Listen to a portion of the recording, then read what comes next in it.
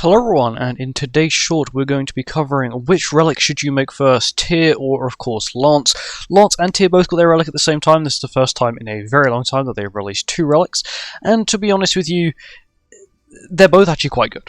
So firstly we'll go over Tyr and when you should make Tyr's relic. Realistically you should only be making Tyr's relic if you have Green Tyr, just because currently Red Tyr is not really used. The relic is still very good for Tyr. For Red Tyr, even giving applicable allies a damage dealt equal to 50% if they're attacking a debuffed enemy, but realistically you want to be using it on Green Tyr for content he is still used for, which is Bird Floor 4 as well as Deer Floor 4. That's really why you'd be wanting making the relic, because the 20% basic stat boost, as well as the ability to give himself a 40% crit chance boost, which is pretty handy.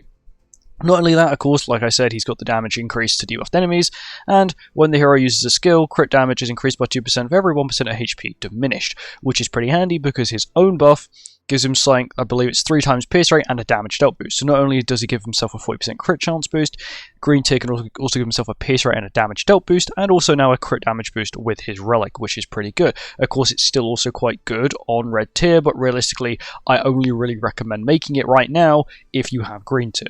And now we move on to Mr. Lance. So Lance's relic is actually very good. Of course, it is mainly focused on the 4 knights. And that is for each 4 knights of the Apocalypse ally participating in a battle, you get a 4% basic stat boost, and damage taken is decreased by 10%, and the hero's pierce rate is increased by 40%, which is pretty good. And then you've got increased 4 knights of the Apocalypse allies damage dealt by AoE skills, other than the ultimates, by 50%. And I would highly recommend making this one over Lance's one at the moment if you do not have Green Tyr. If you have Green Tyr's one, it's really up to you as well, which one you want to make first.